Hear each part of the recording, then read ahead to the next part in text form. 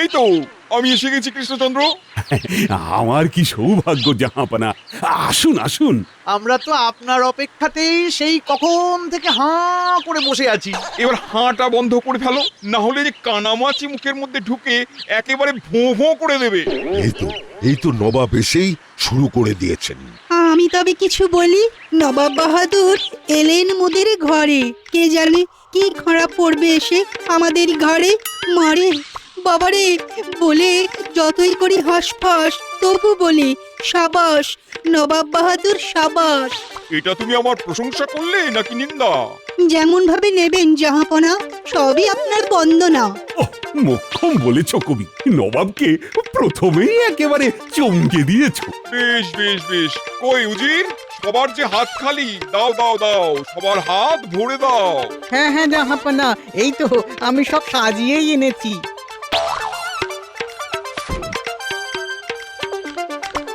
এই যে সবাই একটু করে মিষ্টি মুখ করে নিন।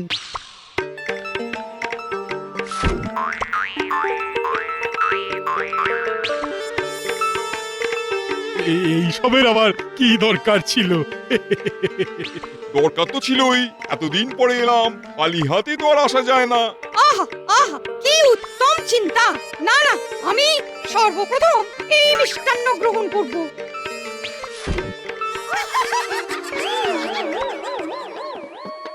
একই এই সরু মুখ দিয়ে খালি হাত পাত্রের ভেতরে ঢুকলেও মিষ্টি হাত নিয়ে হাত মুঠো করলেই আর হাত বের করা যাচ্ছে না জি। বেশ কিছুক্ষণ কসরত করার পরেও তো মিষ্টি হাত থেকে আর মুখে এলো না, না খেয়েই হাত বের করে নিতে হচ্ছে। মুখের সামনে খাবার, তবু তোমরা খেতে পাচ্ছ না? হ্যাঁ, এ কি কৃষ্ণচন্দ্র, এ কি অবস্থা? এই মরেছে, নবাব যে ভালো খেলা দেখাতে শুরু করেছেন। এখন মনে হচ্ছে গোপাল থাকলে এর একটা পাল্টা জবাব ঠিক দিতে পারত। সবাইকে তো দেখছি, কই গোপালকে তো দেখতে পাচ্ছি না। আপনি আসছেন শুনে গোপাল গা ঢাকা দিয়েছে নবাব বাহাদুর। সবাইকে ছেড়ে গোপালের খোঁজ করছেন কেন জাহাপনা? আসলে গোপালকে নিয়ে তামাশা না করলে যে আমার মনের আশা মেটে না উজির, কি করি বলো?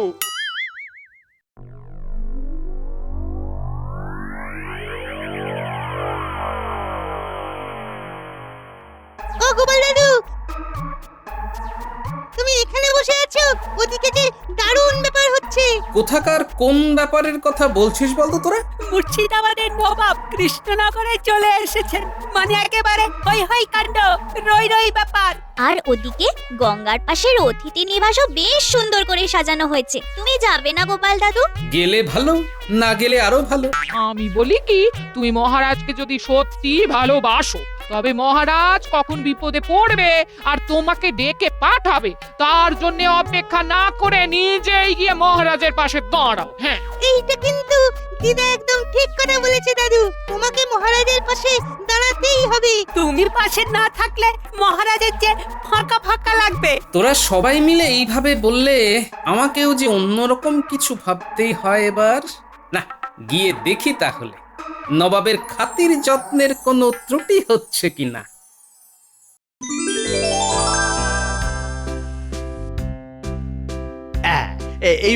এইবার একটু কিছু খেয়ে নিন নবাব বাহাদুর, এতটা পথ এসেছেন, খিদে পেয়েছে নিশ্চয়ই। আমি কিন্তু আজ নিজে দাঁড়িয়ে থেকে খাওয়াবো আপনাকে, কোনোটাতেই আর না শুনবো না। হ্যাঁ, খাওয়ার পরে একটু বিশ্রাম নিয়ে তারপর ফলাহার। ওহ, পরিকল্পনা তো সব সাজিয়েই ফেলেছো দেখছি। কোথাও কোনো ফাঁক নেই, মন্ত্রী মশাইয়ের কাজ আছে বলতে হবে।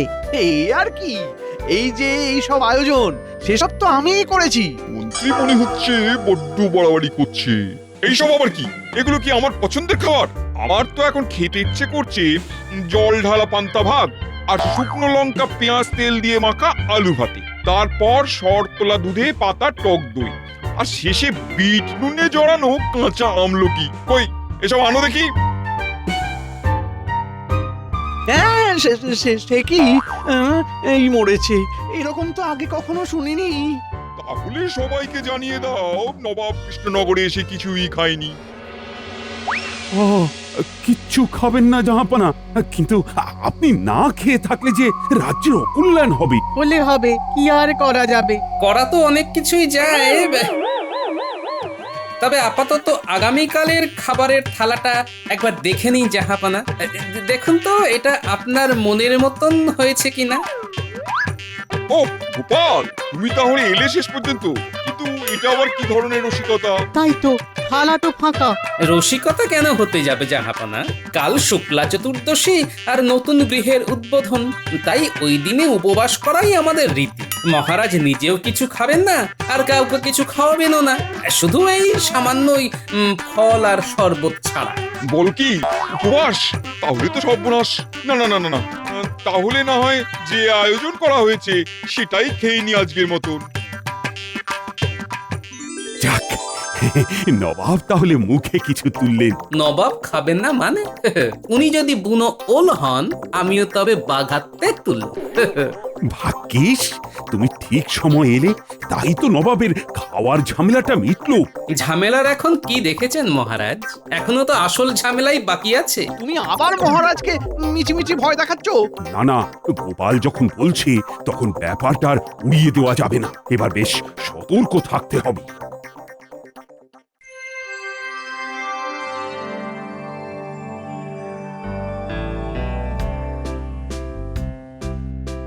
তাহলে এই তোমার সেই অতিথি নিবাস, এর জন্যই এমন উন্মাদনা? আচ্ছা, বাইরে থেকে আর কি দেখলেন নবাব বাহাদুর? ঘরের ভিতর ঢুকে দেখুন।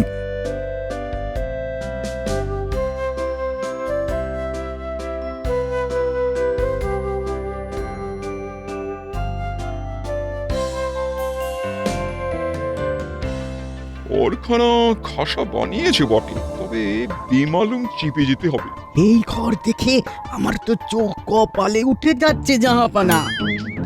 চুপ করো, আহাম্মকের মতন চেঁচামেচি করো না।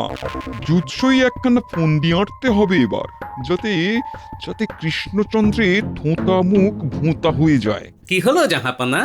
সব দেখে আপনার কি বাক্যি বন্ধ হয়ে গেল? হ্যাঁ, উফ, তোমাকে সেই খোঁচাতেই হবে গোপাল। নবাব ফোঁস করলে সামলাতে পারবে তো? সবই ঠিক আছে, তবে ঘরটা যেন কেমন ফাঁকা ফাঁকা লাগছে। হ্যাঁ, ফাঁকা লাগছে। না না, ইতিমধ্যেই তুমি অনেক অর্থ ব্যয় করেছো, তাই ঘর ভরার ব্যবস্থা তোমার সভাসদরাই করবে, তাও তাও আমার খরচে। এটা আবার জাহাপানার কেমন খেয়াল? আমাকে তবে 100 মোহর দিয়ে চোখ বন্ধ করে বসে থাকুন জাহাপনা।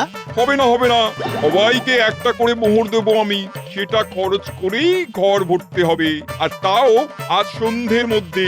সে না হয় হলো, তবে ঘর ভরে দিতে পারলে কি উপঢৌকন দেবেন জাহাপানা? বলছি তো, সবটাই বলছি। যদি কেউ সত্যি ঘর ভরতে পারে তবে আমি তাকে 100 সোনার মোহর দেবো, আর না ভরতে পারলে কৃষ্ণচন্দ্র তোমাকে আমি 1000 স্বর্ণ মোহর দণ্ড দেবো। এবারই দেখবে কার কেমন কেরামতি।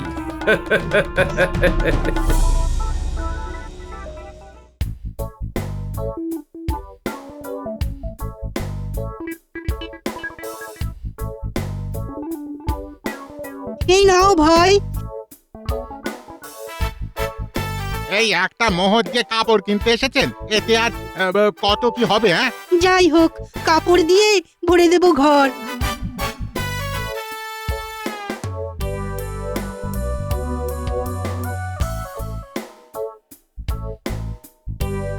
এক মোহরে এর থেকে বেশি কিছু হবে না। ওমা, এতে যে ঘর ভরবে না, কি করি এবার? কি দেব বলুন সেনাপতি মশাই? এই যে এই এক মোহর দিয়ে ওই ঘর ভরানোর সমস্ত আসবাব দিতে হবে। নিয়ে এসো দেখি কি কি আছে।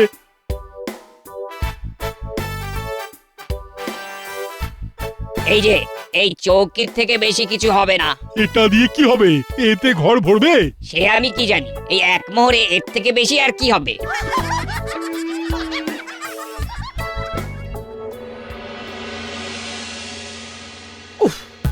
সেই কখন থেকে বটা ঘটাকে 1 মোহর দিয়ে পাঠিয়েছি, কিন্তু তাদের তো আর পাত্তাই নেই।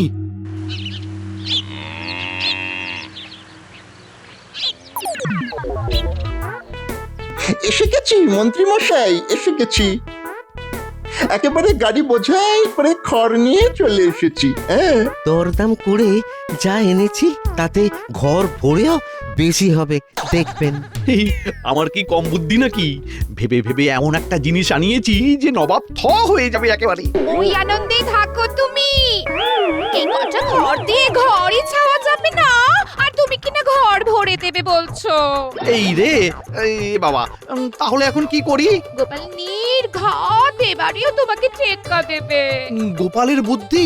হ্যাঁ হ্যাঁ, ব্যাস ব্যাস ব্যাস ব্যাস, আর কিছু বলতে হবে না মন্ত্রী মশাই। একটু অপেক্ষা করুন, একেবারে টাটকা খবর এনে দিচ্ছি।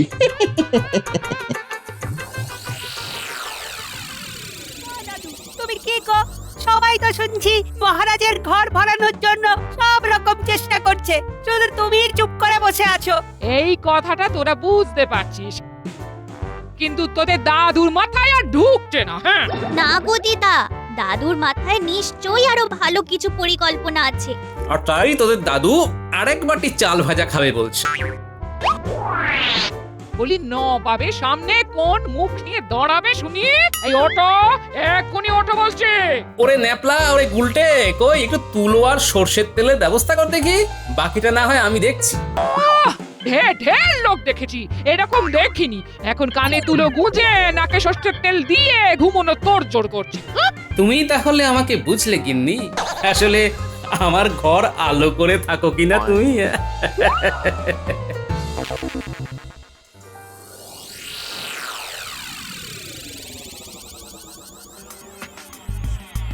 কিরে কিরে বটা ঘটা, কই কিছু খবর নিয়ে আসতে পারলি?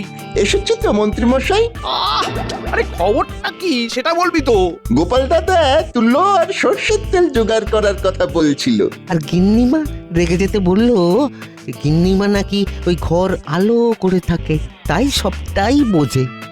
দাঁড়া দাঁড়া দাঁড়া দাঁড়া, তুলো তেল আলো সব কটাকে জোড়া লাগালে যা হয় তা হলো, এই হয়ে গেছে হয়ে গেছে, ঘর ভরার ফিকির জানা হয়ে গেছে। ও চল নবাব বাহাদুরকে চমকে দিয়ে গিয়ে।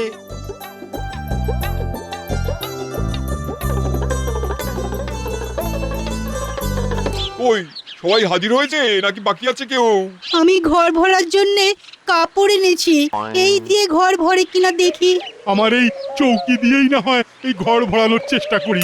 আমার মুহূর্তটা যে কোথায় হারিয়ে গেল, কিছুতেই খুঁজে পাচ্ছি না। কি যে করি? কাউকে কিচ্ছু করতে হবে না, তোমাদের বুদ্ধির বহর দেখে আমি যা বোঝার বুঝে গেছি। সত্যি তো, এসব কি? এই দিয়ে ঘর ভরা যায় নাকি? ঘর যে কি দিয়ে ভরা যায় সেটা তো আমি জানি। তাই নাকি? কি জানো দেখি? শুধু কথায় নয়, কাজে করে দেখাই তাহলে।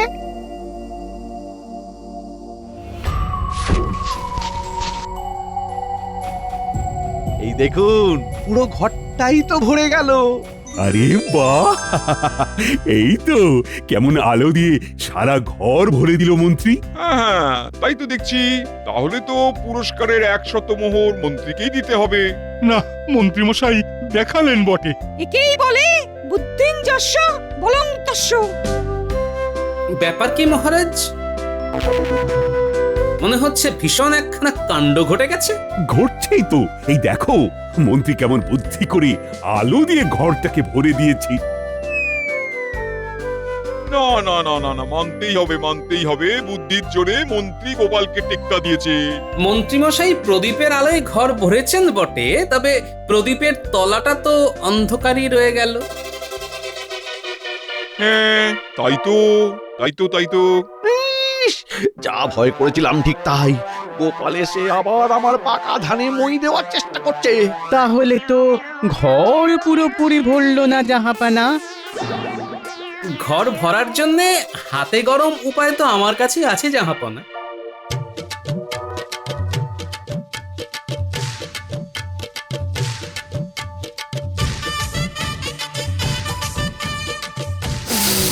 আহ, এই তো ধূপের গন্ধে গোটা ঘর কেমন ভরে গেল।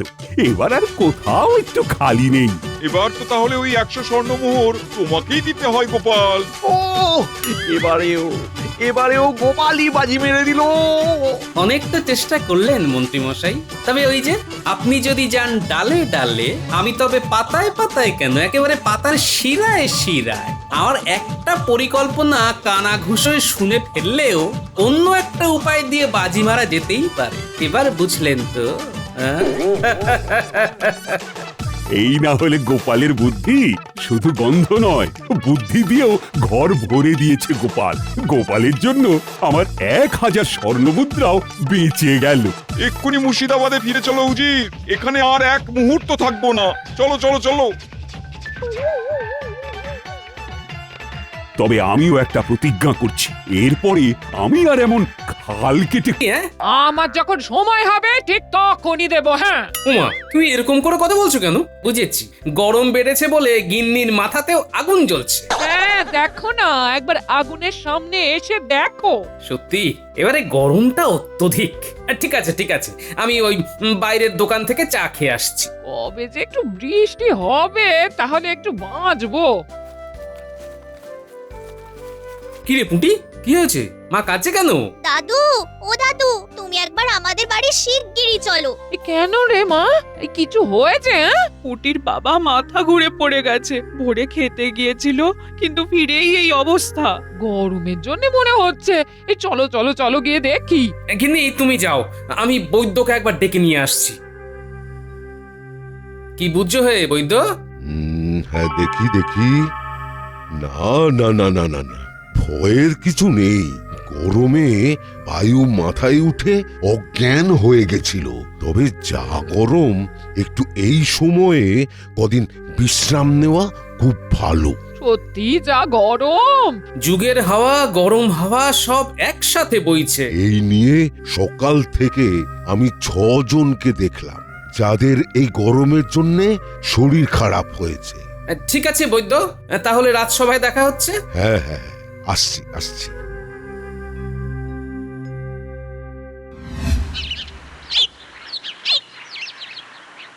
এ কি মহারাজ, আপনি ভয়ে সিঁটিয়ে এভাবে এখানে দাঁড়িয়ে কেন? আর এসব হাঁড়ি কড়া বাইরে, কি ব্যাপার? আর ব্যাপার, ভিতরের পরিস্থিতি গরম, বুঝেছো? তোমার রানীমার মাথায় আগুন জ্বলছে। বাইরে যা গরম তারই প্রভাবে মহারাজ, কিন্তু ব্যাপারটা একটু যদি খুলে বলেন তাহলে সবটা বুঝতে পারবো। আরে আমার সব রাঁধুনিরা এই গরমে একসাথে অসুস্থ হয়ে পড়েছে। তারা ছুটি নিয়ে আজ সকালই বাড়িতে গেছে। আচ্ছা, তারপর? সুতরাং বাধ্য হয়ে রানীমাকে হাল ধরতে হয়েছে। ওরে বাবা, সর্বনাশ! তার ভিতরে আমি বলে ফেলেছি, গিন্নি সকালে জল খাবারে নুন কম ছিল, দুপুরে একটু ঠিক করে রেঁধো। ব্যাস, তাতেই অনর্থ, বুঝতে পেরেছি। হ্যাঁ, এই হাঁড়ি কড়া রেখে বলে গেছে নুন কমের জন্য সমস্যা, এবার উনুনই ধরাবো না। আজ আমি রাতে সবার জন্য রান্নাটা করে নি। কি দিনকাল এলো বলো দেখি। রাজ্যের বেহাল দশা মহারাজ। গোটা কৃষ্ণনগরে গাছ কমে গেছে, যার ফলে সবার মাথা খারাপ হয়ে যাচ্ছে। কিন্তু রানীমার মাথাটাও যে কিভাবে। আমার মাথা খারাপ হয়ে গেছে বললে? এই নানা রানী, আমার চোখ খারাপ হয়ে গেছে তাই তুমি আসছো দেখতে পাইনি। আমার কান খারাপ হয়ে গেছে তাই তোমার পায়ের শব্দ শুনতে পাইনি। মাথাটাও খারাপ হয়েছে এমন তুমি যে আসতে পারো সেই কথাটাও না মাথায় আসেনি। গোপাল, তুমি তখন কি বলছিলে গাছ নিয়ে?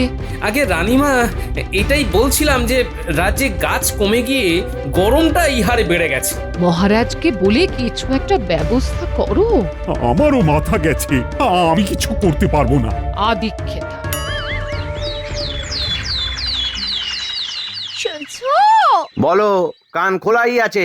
চোখটা মনে হয় খোলা নেই না? মানে কি বলতে চাইছো পরিষ্কার করে বলো না। তুমি কি দেখতে পাচ্ছ না যে আমি ঘেমে একেবারে চান করে গেছি? গিন্নি, আমিও ঘেমে গেছি। এখন কি করব বলো, খুব যে গরম পড়েছে। আমি জানি না, তুমি রাজ্যের মন্ত্রী। তুমি যে করেই হোক ঘটা বটাকে কাজে লাগিয়ে গরমটা কমিয়ে দাও, কমিয়ে দাও না। গিন্নি, আমি কি করে? তাছাড়া বটা ঘটা কি ভগবান নাকি? বটারও এই গরমে শরীরটা খারাপ হয়েছে। এই রে, তাহলে তোমার দায়িত্ব আরো বেড়ে গেল। যে করে হোক আজ রাজসভাতে গিয়ে একটা বিহিত করে আসবে। যত দোষ আমার ঘাড়ে দেয়। আরে আমি কি করি? আমি যে বড়ই অসহায়। উফ! বাবা, যা গরমের দাপট দেখছি, মনে হচ্ছে কিছুদিন রাজকাজ বন্ধ রাখতে হবে। বাবা, রোদের তেজে যাচ্ছে ঝুঁকে, কেউ নেই গো হাসি মুখে। হ্যাঁ মহারাজ, আমি তো আগে এসেও কোনো ফল পেলাম না। তোমরা সব ননির পুতুল। গরমে গরম পড়বে না তো কি হবে? এই গরমে ঘরে একদম দক্ষযোগ্য হয়ে যাচ্ছে মন্ত্রী মশাই। আপনার ঘর উনি মনে হয় শান্ত। সে খালি আমি জানি, আমার ঘরেও যে দক্ষযজ্ঞ তা কি করে প্রকাশ করি। মহারাজ, এই রাজ্যে আগে এমন বেহাল দশা হতো না। যে হারে গাছ কাটা পড়ছে, তাতে এই অবস্থা আরো শোচনীয় হয়ে গেছে। আর তো মনে হয় গাছের ব্যাপারটা নয়, আসলে আবহাওয়াটাই এমন। একটু বৃষ্টির দরকার ছিল। এই বিজ্ঞানী, আরে কই গেলে? মহারাজ, বিজ্ঞানীরও শরীর ভালো নেই, সেও অসুস্থ। মহারাজ, মহারাজ, এক্ষুনি গোপাল দাদার নাতি গুলটে এসে খবর দিল যে গোপাল দাদার এক জ্ঞাতির দাদা, যে এই রাজ্যের উত্তর দিকে থাকে, সে নাকি বেজায় অসুস্থ। খবর এসেছে। বলো কি? আমাকে তো তাহলে যেতে হবে। সে কি গোপাল, তুমি তাহলে রওনা দাও। আসি মহারাজ, সাবধানে থাকবেন। আমি ওদিকটা একটু সামলেই চলে আসবো, কেমন?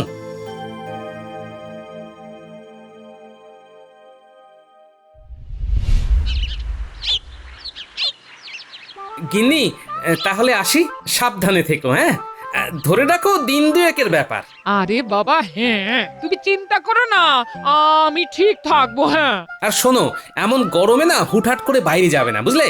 আমার ওই কেলে পচাকে বলা আছে, ওই তোমার বাজার হাট করে দেবে। বেশ বেশ, তুমি আর তোমার নাতিরা বনের মধ্যে খুব সাবধানে যেও। হ্যাঁ, এই সবাইকে একটু দেখে রেখো। হ্যাঁ, তোরা সব দেখে শুনে চল বাচারা। হ্যাঁ, বনের পথটা খুব একটা ভালো নয়। একটু বসতে পারলে ভালো হতো রে, আসলে বয়স হয়েছে তো। বসবে কোথায় দাদু? ছায়াই নেই, এই বনটা খালি নামেই বন, গাছই নেই। আর আরেকটা জিনিস খেয়াল কর, বনের গাছগুলো যে মরে গেছে তা কিন্তু নয়।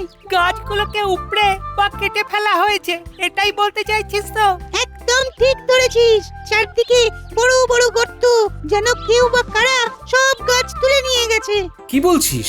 উপড়ে বা কেটে ফেলেছে? হ্যাঁ দাদু, তুমি দেখো ভালো করে।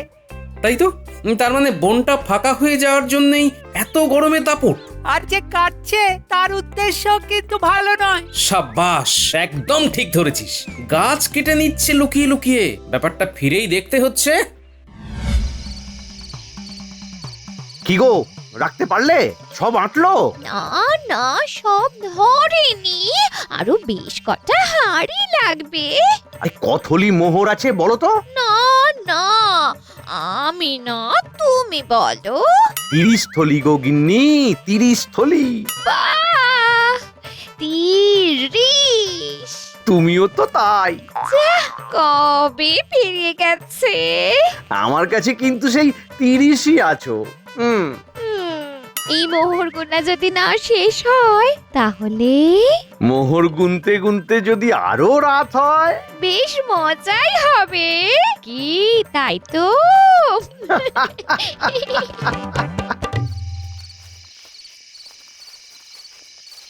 গিন্নি, ও গিন্নি, কোথায় গেলে গো? দরজাটা খোলা কেন? এই যে আমি বলি, ওঠার ক্ষমতা নেই গো। হ্যাঁ, কি গিন্নি, তুমি শুয়ে? শরীর খারাপ নাকি? কি হয়েছে? এই গতকাল হাট থেকে ফেরার পর না, বিকেল থেকে খুব খুব শরীর খারাপ। হ্যাঁ। কি, তুমি কাল বেলার দিকে হাটে গিয়েছিলে? কেন গেলে? কেলে পচাকে তো বলে গিয়েছিলাম, ও আসেনি? সে প্রথম দিন এসেছিল, কিন্তু কালকে শুনলাম বন যেখানটায় শুরু হচ্ছে না, সেই প্রান্তরে নাকি ডাকাতরা তাকে মেরে হাত পা বেঁধে ফেলে রেখে গেছিল। কি সর্বনাশ! এসব কি শুরু হলো? এবারে বুঝেছি, হাট থেকে ফেরার পথে তোমার এই গরমে রোদ লেগে শরীর খারাপ হয়ে গেছে। কিন্তু কেলে পচা মার খেলো কেন? বনের মধ্যেই বা গেল কেন? ডাকাতদেরই বা মুখোমুখি হলো কি করে? না, আজকে রাতে ওর বাড়িতে গিয়ে কথা বলতে হবে তো। সত্যি কথা বলতো, তুই মার খেলি কি করে? ডাকাতেরা মেরেছে। কেন মেরেছে? তুই ওদের মুখোমুখি হলি কি করে? আর ওদিকেই বা গিয়েছিলি কেন? আমি বাতের তেল বানাবো বলে একটা গাছ খুঁজতে গিয়েছিলাম, তখনই বনে লুকিয়েছিল ডাকাতেরা। আমায় খুব মারলো গো, ব্যথা করে দিছে গো গায়ে গতরে। ও, তোকে বিনা কারণে মারলো? আরে আরে, তোর বালিশের পাশে ওটা চকচকে কি রে? কিছু না, কিছু না। হ্যাঁ হ্যাঁ, না না না, আমি দেখে নিয়েছি, ওটা একটা রূপোর মোহর। বাবা, এমন ডাকাত তো দেখিনি, যারা মারে আবার মোহরও দেয়। হ্যাঁ, না না, সত্যিটা বল কেলে পচা, আসল ব্যাপারটা কি? আমি বনে গিয়েছিলাম একটা গাছ খুঁজতে, তখন মন্ত্রীমশাই ঘটায় 2 জন সঙ্গীকে সাথে নিয়ে অনেকগুলো গাছের গুড়ি বেঁধে গাড়িতে তুলছে। আমি তখন জিজ্ঞাসা করলাম, তোমরা কি গাছ কেটেছো? তারপরে বুঝেছি, তোকে বেদম মারলো তাই তো? আর তুই ভয় পেয়ে বলে বেড়ালি ডাকাতরা মেরেছে, কিন্তু ওই রূপোর মোহরটা পেলি কি করে? হ্যাঁ, ওদের কারো ট্যাগ থেকে টুকুস করে খসি পড়েছিল, খেয়াল করেনি তো, আমি কুড়িয়ে নিয়েছি।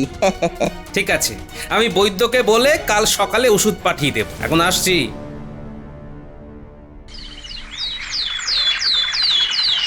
বলছি বিজ্ঞানী, তোমার কাছে কি এমন কোনো ওষুধ আছে যেটা প্রয়োগ করলে গাছ খুব দ্রুত বাড়ে? ছাড়ো, তোমার খুব কাশি হচ্ছে, তুমি লিখে দাও বরং।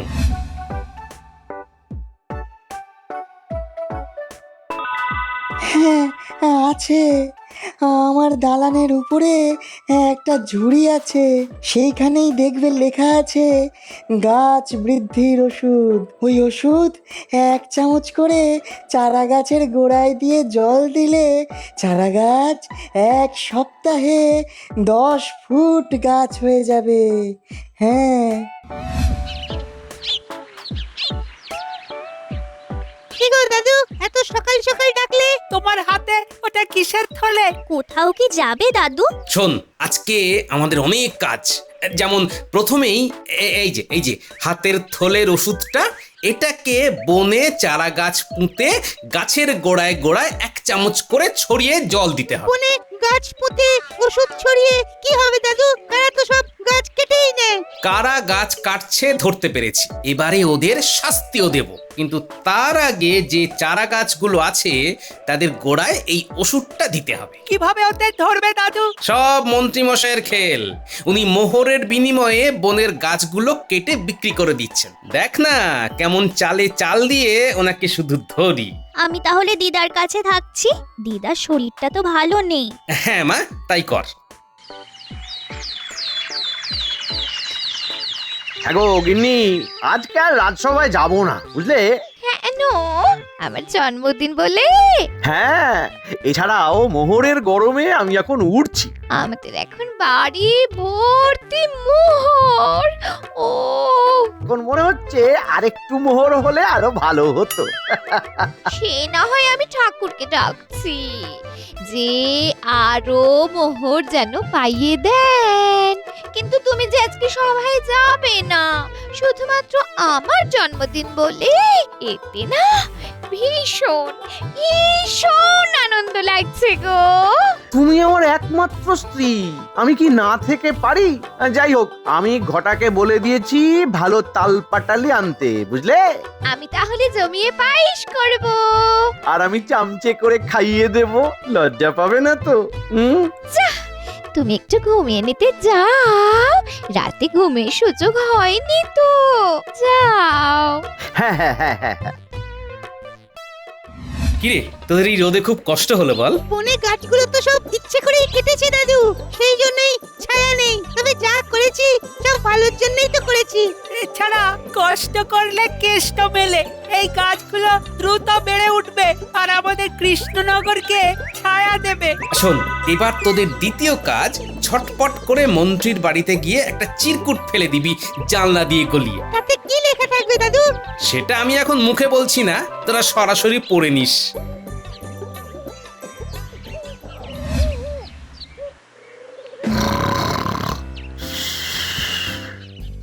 উল্টে দেখ, মন্ত্রী মশাই ঘুমোচ্ছে, দুপুরে খেয়ে ভাত ঘুম দিচ্ছে। করার কি, গাছ চালান দিয়ে মোহর পেয়ে ঘুমোচ্ছে, মনের সুখে।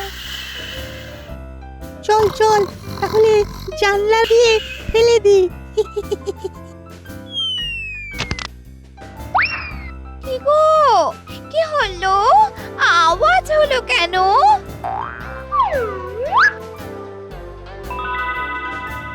কাগজটা তার মানে জানলা দিয়ে কেউ ফেলে গেছে। এই খোলো খোলো শিগগির খোলো খোলো। হ্যাঁ, খুলছি খুলছি খুলছি। প্রিয় মন্ত্রী মহাশয়, আপনি যেভাবে আপনার কৃষ্ণনগরের বনের আর্থিক বিচারে খুবই গুরুত্বপূর্ণ গাছগুলো পারদর্শিতার সাথে কেটে দিয়েছেন, তাতে আমি একটা হিসেব করে দেখলাম আপনাকে আমি রূপোর মোহর দিয়েছি। তা আমার উচিত হয়নি। এই গাছ বিক্রি করে আমার অনেক লাভ হয়েছে, সেই জন্যে আমি আপনাকে ওই রূপোর মোহরের বদলে সোনার মোহর দিতে চাই। অতি সত্বর কৃষ্ণনগরের দক্ষিণের মাঠটা আছে, সেই মাঠের ধারে বট গাছের নিচে আমার দেওয়া আগের সব রূপোর মোহরের থলিগুলো আজ রাতেই রেখে যান। আর এর ঠিক দুদিন বাদেই আগামী পরশু যা রূপোর মোহর পেয়েছিলেন সেই পরিমাণে সোনার মোহর নিয়ে যান। গিন্নি, কি করব? কি আবার করবে? ভগবান যখন মুখ তুলে চেয়েছেন, উপর থেকে সোনা অনেক দামি। ও কত গয়না করাবো, কত গয়না করাবো। 30 থলি সোনার মোহর, ভাবতে পারছো? এই যাও যাও যাও যাও, আজ রাতে দক্ষিণের মাঠে ওগুলো রেখে এসো। এত ভালো ব্যবসা তার আগে কখনো দেখিনি। যাও না। বেশ বেশ, তুমি যখন বলছো রেখেই আসবো।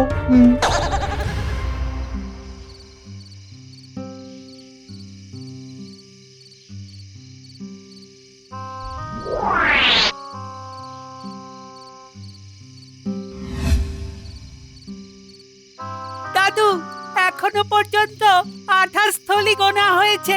আরো 2 থলি আছে, তার মানে 30 থলির উপর মোহর। ভাবা যায়, রাজ্যের প্রাকৃতিক সম্পদ বেচে 30 থলির উপর মোহর পেয়েছে। আবার এত লোভী, সোনার মোহর পাওয়ার আশায় যা পেয়েছিল সেগুলো সব রেখে গেল।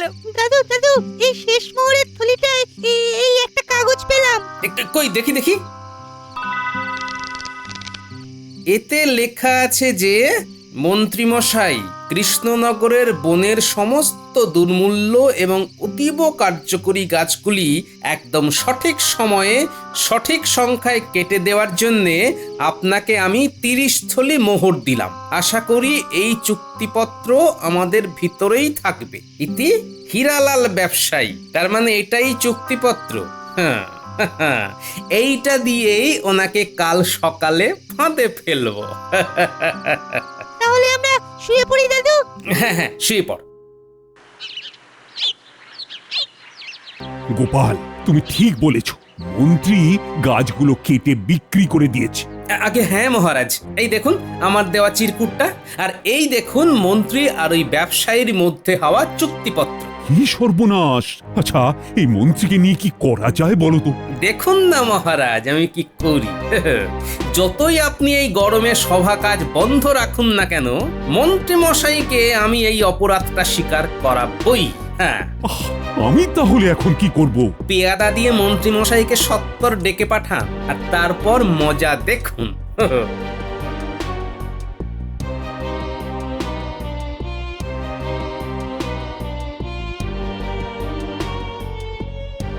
আসুন মন্ত্রী মশাই, আসুন। উফ উফ, কি গরম! উফ, কিসের গরম? মোহরের নাই আবহাওয়া? মানে কি বলছেন এসব? আর মহারাজ, আর কদিন ছুটি তো নিজেই দিলেন, তাহলে আজকে তলব করলেন কি ব্যাপার? হ্যাঁ, যে সে ব্যাপার নয়, জব্বর ব্যাপার হে। আর বেশি ধানাই পানাই না করে সোজা কথায় আসি। মন্ত্রী মশাই, আমার কাছে খবর আছে যে আপনি আমাদের রাজ্যের প্রাকৃতিক সম্পদ তথা কৃষ্ণনগরের বনের অনেক দুর্মূল্য গাছ বিক্রি করে দিয়েছেন। কি গাছ, তাও আবার বনের? আমি ভয়ে বনের ভিতরেই যাই না বাবা। কোথায় সাপ ব্যাং শিয়াল আছে আমায় কামড়ে দেবে। হ্যাঁ, ভালোই ভালোই স্বীকার করো মন্ত্রী। এখনো সময় আছে। আমাকে আমাকে ফাঁসানো হচ্ছে মহারাজ, এই গোপাল আমায় ফাঁসাচ্ছে। তাহলে এই চুক্তিপত্রটা কার মন্ত্রী মশাই?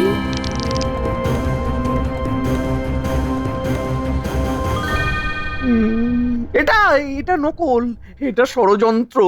আমি না রাজ্যের মন্ত্রী, আমি কখনো এমন করতে পারি? বেশ, তাহলে গতকাল রাত্রে দক্ষিণের মাঠের কাছে বটগাছের নিচে যে 22 থলি রূপোর মোহর পেয়েছি, ওটা তাহলে মহারাজ আমরা বিলিয়ে দিই, কি বলেন? এই না না না, 22 না, 30 থলি মোহর ছিল। কি মন্ত্রী, তুমি কিভাবে জানলে? তোমারই মোহরে নাকি ওগুলো?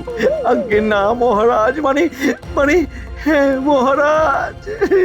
মন্ত্রী মশাই, দক্ষিণের মাঠের কাছে বটগাছের নিচে রূপোর মোহর রেখে সোনার মোহর ফেরত নেওয়ার ফাঁদ আমি পেতেছিলাম। হ্যাঁ নয় হ্যাঁ। চলো মন্ত্রী, আজকে তোমাকে চরম কঠিন শাস্তি দেব। রাজ্যের প্রাকৃতিক সম্পদ এভাবে বিক্রি করা চরম অপরাধ। আমায় আমায় ছেড়ে দিন মহারাজ, আমি আর করব না। আমার বাড়িতে এখনো তালপাটালির পায়েসটা কিছুটা পড়ে আছে। আমায় ছেড়ে দিন, আমি বাড়ি গিয়ে পায়েস খাবো মহারাজ। চলো, তাল পাটালি করাচ্ছি তোমায়। মন্ত্রী মশাই, এই গরম টালির ওপরে খালি পায়ে দাঁড়ান।